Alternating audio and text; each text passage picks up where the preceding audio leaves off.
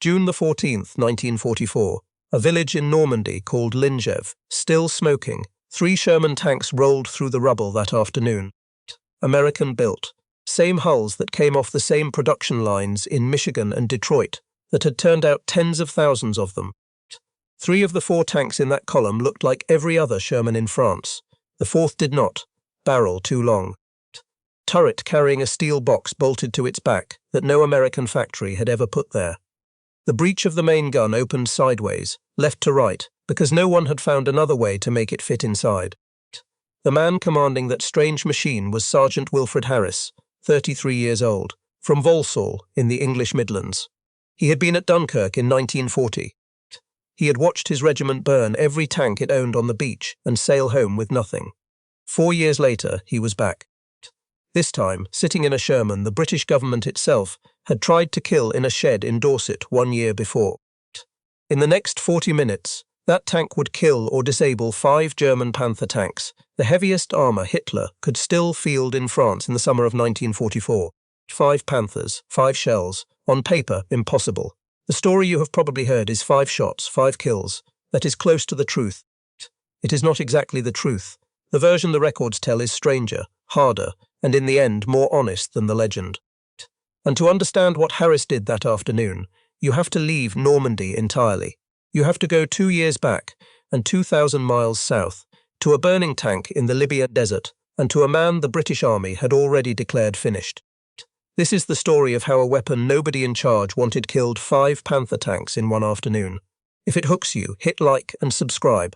It genuinely helps these stories reach the people who care about them. Libya, June, 1942. A place on the map called Gazala. Lieutenant Colonel George Witheridge sat inside a British M3 Grant tank. Around him, the desert filled with dust and the smoke of burning diesel. Rommel's Panthers were moving through the haze. The Grant carried a 75mm gun, the same caliber that would one day arm the Sherman. Witheridge's crew fired. The rounds hit. The rounds bounced. He watched his shells strike the flanks of German tanks and fall away like stones off a wall. He heard the sound. A flat clang of steel meeting steel, and being refused. He would carry that sound with him for the rest of the war. Then something hit the Grant. Witheridge was blown out of the turret, burned, broken, alive. The army looked at what was left of him and made a decision. He was declared unfit for combat duty. They pulled him off the line and gave him a desk. On paper, the war was over for George Witheridge. He would sit somewhere quiet for the rest of it, out of the way, out of danger, out of the fight. The army had made a mistake. A man who has heard the sound of his own shells bouncing off enemy armour does not forget it. A man in a chair with time to think, and years of connections in the service, and a memory that will not let him rest, is more dangerous than the army realised. They meant to shelve him. Instead, they had just started him. January 1943. The British Army posted Witheridge across the Atlantic. 6 months in Kentucky, at a place called Fort Knox. His orders were simple. Advise the Americans on gunnery. Teach them what British tank crews had learned in the desert. He arrived expecting to teach. What happened instead was that the Americans taught him. Witheridge drove their Shermans. He watched the mechanics work on them. He saw a tank that started when the ignition turned, that did not break down in the mud, that could roll for hundreds of miles and still fight at the end. He came back to England a convert, not to the Sherman's gun. He already knew the 75 was obsolete. He had watched its rounds bounce off Rommel's tanks in the sand. He came back sold on the Sherman itself. The chassis, the hull, the steel platform that kept moving when British tanks did not. And with that came the idea, simple, strange, and in the eyes of every qualified engineer in Britain, impossible. Take the American tank. Take the one British anti-tank weapon that could actually kill a Panther, the 17-pounder, a 76mm gun that could punch through 140mm of steel at 1,000 yards. Put one inside the other. Everyone he explained the idea to told him the same thing. The gun does not fit. The turret is too small, the recoil is too long. The breech would strike the turret roof before it opened wide enough to load. The physics did not work. Engineer after engineer looked at the numbers and shook their heads. It could not be done. It should not be attempted. Witheridge did not particularly care what could not be done. He had heard the sound at Gazala. He knew what British tank crews would face when the invasion of France finally came. And he was not going to arrive on that beach with the same gun that had failed him in the desert. There was, as it turned out, one man in England who felt exactly the same way. June 1943, Lulworth, on the Dorset coast. The Royal Armoured Corps Gunnery School. Witheridge arrived at Lulworth to evaluate a tank the British government was pinning its hopes on. It was called the A-30 Challenger, Britain's official answer to the heavy German Panthers, its intended weapon for the coming invasion of France. He inspected it, he tested it, and he joined, as one account later put it, the chorus of complaints. The Challenger was overweight, unreliable, months, perhaps a year, from being ready. It would not make D-Day. Whatever it did on paper, it would not be there when British tank crews needed it most. But someone at Lulworth had been thinking exactly what Witheridge had been thinking. His name was Major George Brighty, Royal Tank Regiment. He had been at Lulworth since early in 1943. He had looked at the 17-pounder gun. He had looked at the Sherman turret. And he had done something that every qualified engineer in Britain had told him was physically impossible. He had put the gun inside the turret. There was a catch. Brighty had not solved the recoil problem. He had removed the recoil problem. He had simply bolted the 17-pounder to the mount. Rigid, no buffer, no cushion, no spring absorbing the blast. When the gun fired, the entire tank shook. The recoil punched through the mount, into the turret ring, into the hull, into the frame. 40 inches of violent backward force, with nothing to soak it up but the machine itself. It was brutal. It was crude. It was, in the eyes of any professional engineer, a Frankenstein. The first time Witheridge saw it fire, he did not climb inside. He stood outside the tank and watched the barrel jump, watched the whole hull shudder. He had it fired 3 times before he was willing to take his own place in the turret and try it. But when the shell left the barrel, it left at nearly 3,000 feet per second, and at 800 yards, it could go through a Panther's frontal armour like paper. Witheridge, the man who remembered Gazala, understood exactly what that was worth. 2 officers, 1 prototype, 1 tank in a shed in Dorset that was crude and shaking and possibly the most important piece of British armour of the entire war, and a bureaucracy that had already started writing the letter to kill it. The letter came from the Department of Tank Design. It was direct. Major Brighty and Lieutenant Colonel Witheridge were to cease all work on mounting the 17-pounder in the Sherman tank. Immediately, no explanation was given, but the reason was not hard to find. The Department of Tank Design had a project of its own. The A-30 Challenger, the same tank Witheridge had just evaluated at Lulworth and found wanting. It was behind schedule, over budget. Failing trials. And the last thing the department wanted was 2 officers at a gunnery school in Dorset, proving that a better answer already existed in a shed. Because if Brighty and Witheridge succeeded, the Challenger became something worse than late. It became unnecessary. This is the moment where most stories end. A letter from above. A project killed in a single paragraph. 2 men reassigned to something harmless. And 18 months later, British tank crews land in Normandy carrying 75mm guns that cannot touch a Panther from the front at any range that matters. That is the version of history that almost happened. But George Witheridge had been inside a burning Grant at Gazala. He had heard the sound of shells bouncing off German steel, and he was not a man who obeyed orders when he believed the orders were wrong. He picked up the telephone, because behind that letter, unseen in Normandy but already moving, was Panzer Division, 86 Panthers operational. Every one of them mounting a gun that could kill a Sherman from a mile away, every one of them wrapped in armour that no British 75 could crack from the front at any range that mattered. The British Army was walking into a fight it could not win with the guns it had, and the only weapon in England capable of changing that arithmetic was sitting in a shed on the Dorset coast, locked to its mount, shaking itself apart with every shot. Officially, already dead. Officially, Witheridge knew the army. He had been inside it long enough to know that a letter from the Department of Tank Design was not the last word. It was only the first word. What came next depended entirely on who else you could get to pick up the phone. His first call went to a man who understood the desert. Major General Raymond Briggs had commanded the 1st Armoured Division in North Africa. Briggs had seen what British guns could and could not do at Gazala, at Alam Halfa, at El Alamein.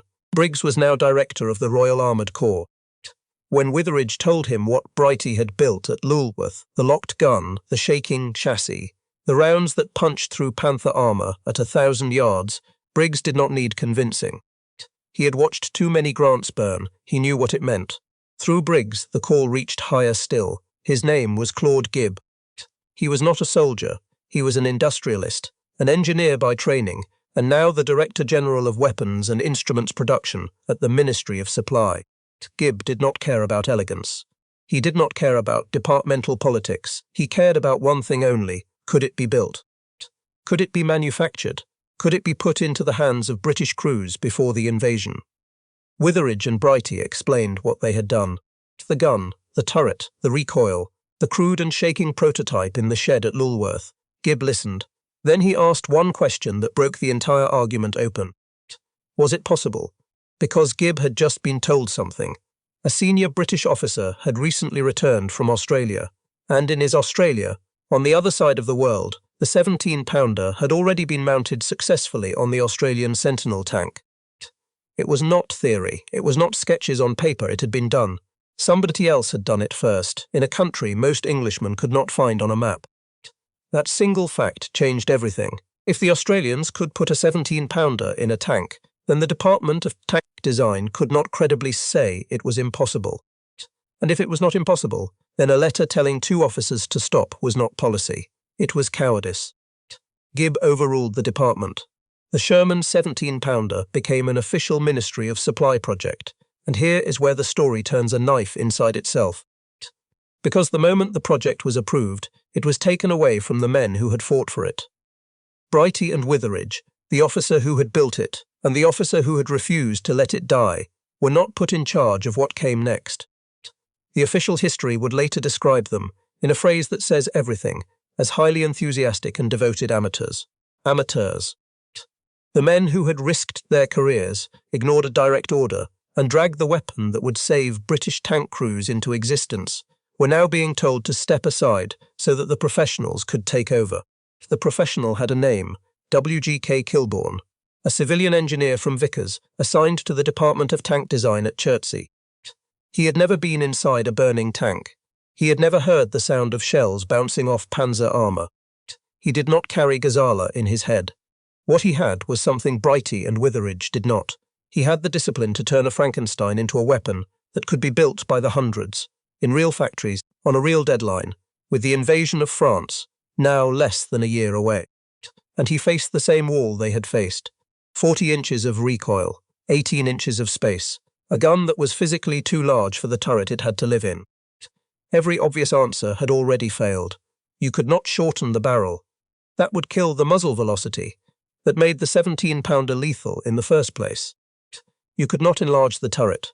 There was no time to design a new one, and no factory tooled to build it. You could not remove the recoil, the way Brighty had. That was tearing the tank apart with every shot. Kilbourn looked at the problem from a direction no one else had tried. He did not ask how to fit the gun into the turret. He asked how to redesign the gun so that the turret would not know the difference. The 17-pounder, in its normal form, loaded from the top. The breech swung upward. The loader dropped a shell into the chamber. The breech swung down, simple, fast, and impossible inside a Sherman turret, because the breech would strike the roof before it opened wide enough to take a round. Kilbourn rotated the entire breech mechanism 90 degrees. Instead of opening upward, it now opened sideways. To the left, the loader would push the shell in from the side. It was awkward, it was slower, it was ugly, it worked, because the turret was wider than it was tall. By using the width instead of the height, Kilbourn had stolen the inches he needed. That was only the beginning. The recoil cylinders on a standard 17-pounder sat behind the gun in a straight line, absorbing 40 inches of backward travel. There was no room for 40 inches behind the gun in a Sherman turret. So Kilbourn threw out the original cylinders entirely. He designed new ones, shorter, fatter, and he mounted them not behind the gun, but on either side of it. 2 cylinders, one high, one low, cradling the barrel between them, each absorbing half the recoil, neither needing 40 inches. Together, they stopped the gun in a space the turret could handle. Think about what that means. The problem every engineer had called unsolvable. The gun is too big for the turret. Kilbourn solved not by changing the turret, but by changing how the gun lived inside it. Then came the smaller problems, and there were dozens. The bigger breech meant the loader could no longer escape through the commander's hatch in an emergency. So Kilbourn cut a new hatch into the turret roof. The radio that normally sat at the back of the turret had nowhere to live. So he welded an armoured box onto the outside of the turret. The crews would come to call it the bustle. He punched a hole through the casting to reach it. The hull gunner's position up front was eliminated entirely. His seat, his machine gun port, his periscope, all removed. The space filled with racks for the 17-pounders ammunition, which was longer and heavier than the old 75mm rounds. Every one of these changes was visible. Every one of them was ugly. Every one of them made the tank look wrong. And on November the 11th, 1943, Kilbourn had a working prototype. The Frankenstein had become a real tank. Now, something remarkable happened. Before the prototype had even completed final testing, before the War Office had signed off on performance, before anyone had fired the weapon in anything resembling combat conditions, an order was placed. 2,100 units, 2,100 tanks, ordered before the design was proven. Hold that number for a moment. 2,100. That was not confidence. That was desperation. The men signing that order knew what was waiting in France. They knew about the Panthers. They knew that without this weapon, British armour would land on the beaches of Normandy, unable to fight the enemy's heaviest tanks head-on. And they knew the A-30 Challenger, the tank the Department of Tank Design had been protecting, was not going to be ready in time. Production began in January of 1944. The factories worked from existing Sherman hulls, mostly the American M4A4, which the British called the Sherman 5. Each conversion took weeks of skilled labour. The turret had to be partially rebuilt. The breech had to be factory-fitted with Kilbourn's rotated mechanism and his side-mounted recoil cylinders. The bustle had to be welded on, the hatch cut, the hull gunner's position stripped out and filled with racks. Every single Firefly, the crews were calling it that by March, probably because of the violent muzzle flash when the 17-pounder fired, was a handmade modification of a mass-produced American tank. By May the 31st, 1944, 6 days before the invasion, 342 Fireflies had been delivered to 21st Army Group. 342, for an entire army group about to invade a continent defended by Panthers and Tigers, and the best-equipped armoured divisions Germany had ever fielded. Was enough for exactly one Firefly per troop of 4 tanks, 3 ordinary Shermans whose 75mm guns could not kill a Panther from the front, and 1 Frankenstein that could. The men who would crew those Fireflies had no idea that they were about to become the most hunted tanks in Normandy. June the 6th, 1944, 7:20 in the morning, the tanks of the 4th 7th Royal Dragoon Guards rolled off their landing craft onto Gold Beach, first armoured unit to touch Normandy. Among them was Sergeant Wilfred Harris. Harris was 33 years old, from Walsall in the West Midlands. He had joined the 4th 7th before the war, left the army in 1935, and come back the day it started. He had been at Dunkirk in 1940. He had watched his regiment abandon every vehicle it owned on the beach and sail home with nothing. 4 years later, he was back, this time commanding a Sherman that looked different from every other tank in his troop. He was one of 342, 1 tank per troop, the only one in his troop that could kill what was waiting inland. Within 48 hours, every British tanker in Normandy understood the problem. The Panthers were not rare. Intelligence had predicted scattered appearances. A few here, a few there. What Panzer had actually brought into Normandy was 86 operational Panthers, 3 more in the workshops, and every one of them was in the hedgerows south of Bayeux. The 12th SS Hitler Youth Division had another 66. Between them, 2 divisions alone had put more than 150 Panthers into the hedgerows south of Bayeux. They were everywhere. Every engagement followed the same sickening pattern. The British 75s opened fire. The shells bounced. The Panther's gun answered once. A Sherman burned. But something else was happening, something the Germans had not expected. June the 9th, 3 days after the landings. 12 Panthers from the 12th SS attacked the village of Norrey-en-Bessin. A Canadian Firefly of the 1st Hussars, commanded by Lieutenant G. K. Henry, was waiting. His gunner, Trooper A. Chapman, watched the Panthers advance in column until they lined up, as he would later put it, like ducks in a row. He fired 6 rounds. 5 Panthers were destroyed in under 2 minutes. The attack collapsed. That engagement travelled fast. Up the German chain of command into every panzer regiment and anti-tank position in Normandy, the message went out. Not every Sherman was the same. One of them hit harder. One of them punched through frontal armour at ranges where the 75 was useless. And that one had a barrel you could identify from 1,000 yards, longer, thinner, unmistakable against a hedgerow. The order was direct. Find the long-barreled Sherman, kill it first, before it fires. Overnight, the Firefly became the most important tank in every British troop, and the most hunted. The crews learned fast. Some painted the forward half of the barrel white, a trick called countershading, trying to make it look shorter at distance. Others fitted false muzzle brakes halfway along the barrel to disguise where it really ended. A few bolted dummy 75mm guns to the turret bustle and reversed the turret entirely, so that the fake gun pointed forward at the enemy and the real one pointed back over the engine deck. None of it changed the arithmetic. 1 Firefly per 4 tanks. Lose it, and the other 3 had nothing. By June the 23rd, still just over 2 weeks in, 22 Fireflies had been knocked out across Normandy. Only 6 replacements had arrived. That was the trajectory the crews were living on. Remember the number from earlier. 342 delivered before the invasion. And already, the losses were climbing faster than the factories could replace them. For a weapon, nobody could afford to lose. For crews being systematically hunted by every German gunner in France. But that trajectory was still ahead of Sergeant Harris on the 13th of June, when the 50th Northumbrian Division received orders to push south of Bayeux and take a cluster of villages sitting astride the road to Tilly-sur-Seulles. One of them was called Lingèvres.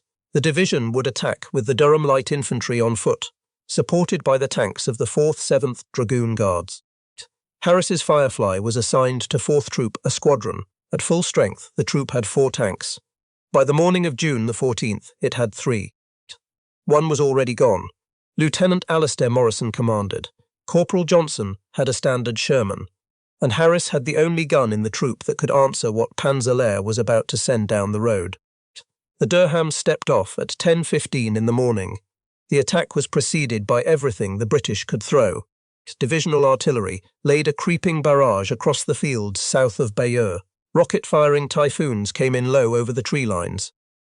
And at 10:15, the men of the 6th and 9th Battalions of the Durham Light Infantry rose from their positions and walked forward through the wheat. The Germans of Panzer were waiting. This was not a conscript division holding a quiet sector. Panzer had been built from the instructors of every tank school in the Reich. Every soldier had been selected.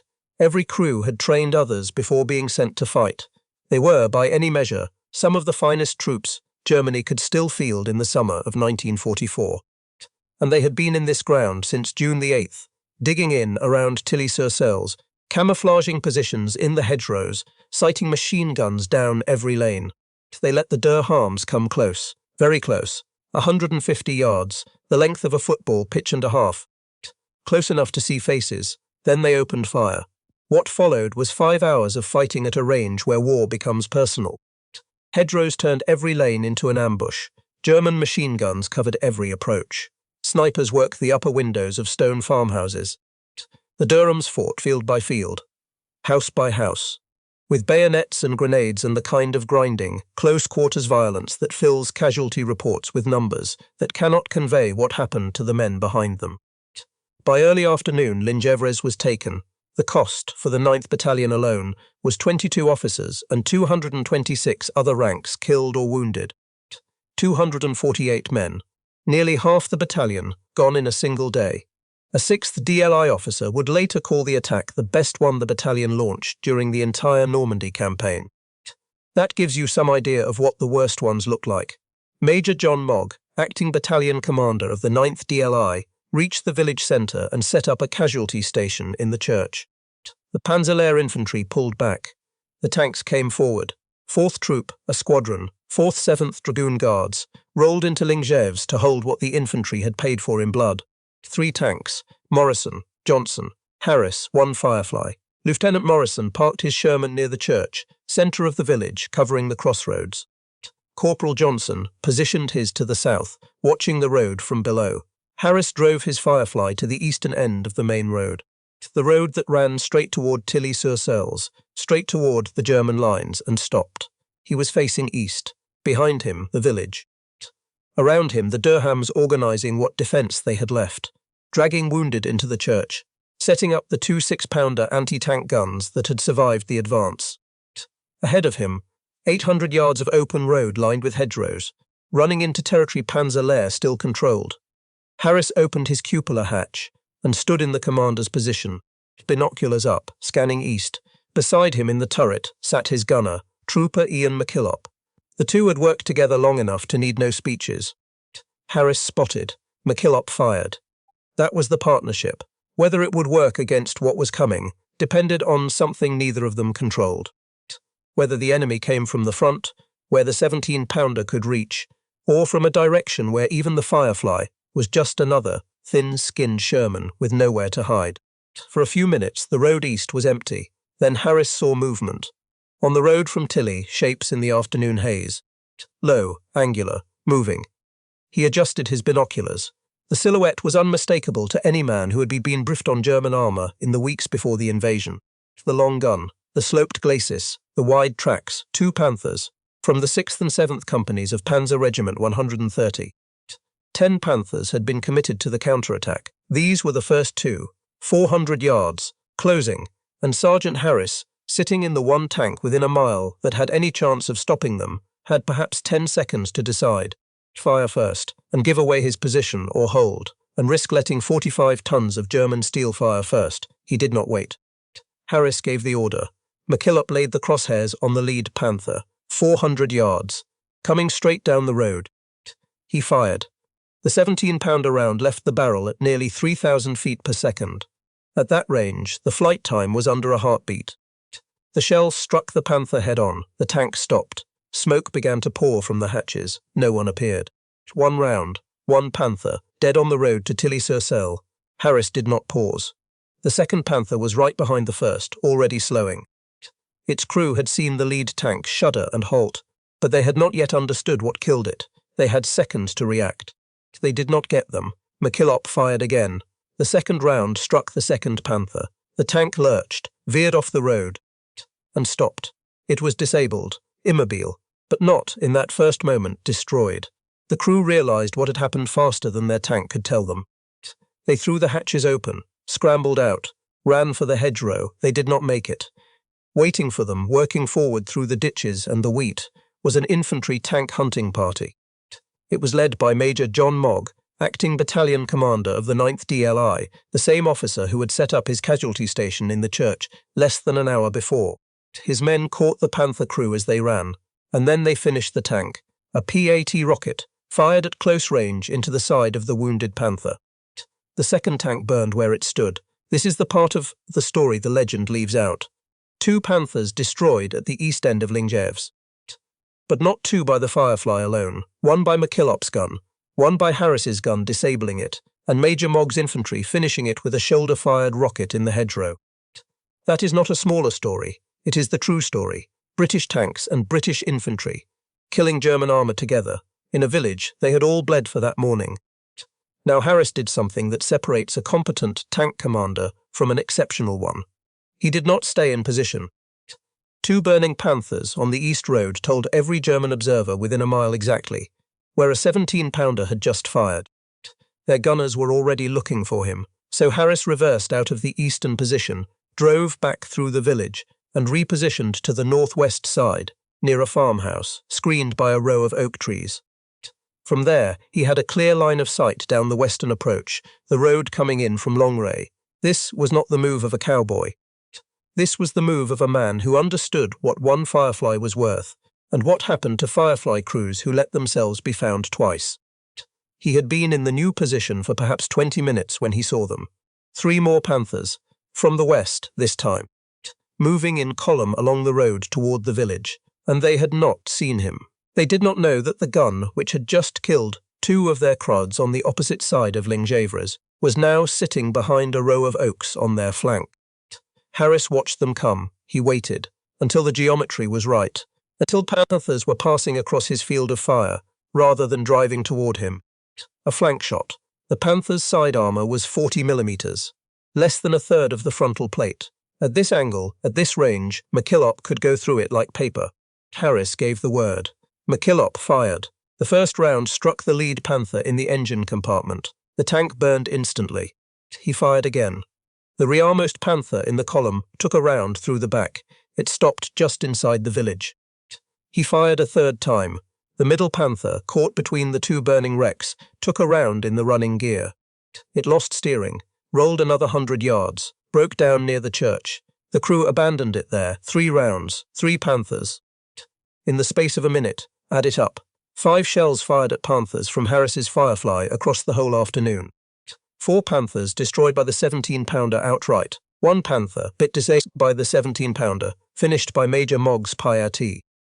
5 Panthers stopped, all 5, by Harris and his gunner and the infantry working with them. Let that settle for a moment. A tank that Britain's own Ministry of Supply had tried to kill in its cradle. A weapon built by 2 officers who were ordered to stop. Engineered by a Vickers civilian who turned the gun sideways to make it fit.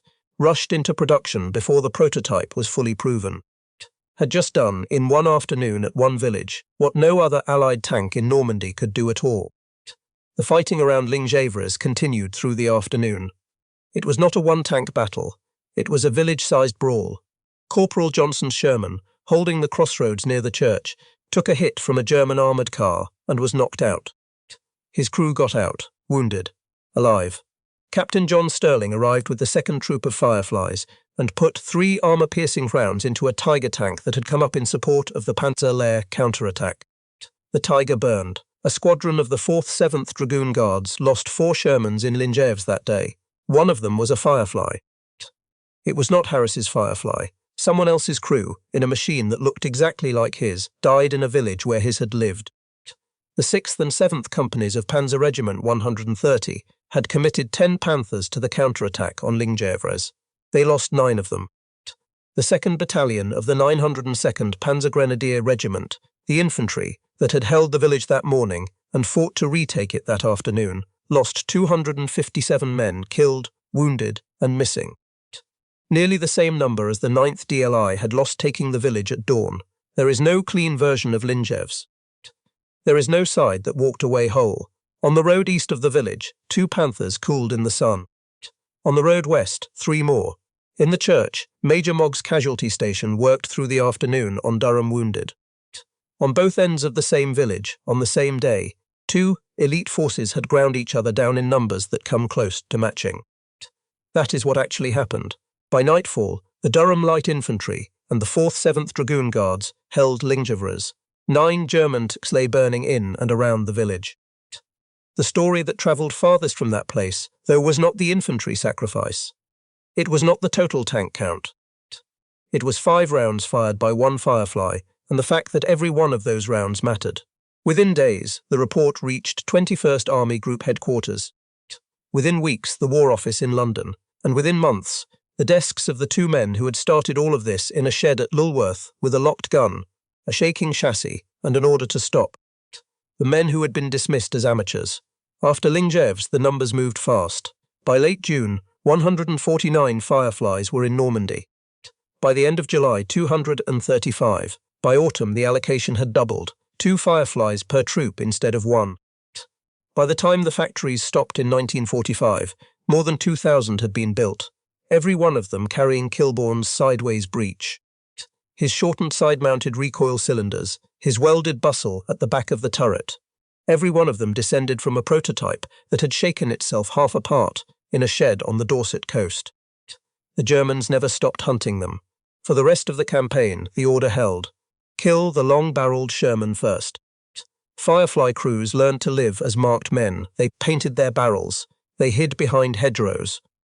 They knew that the muzzle flash of the 17-pounder, bright enough to blind their own gunner for an instant, told every German within a mile where they were.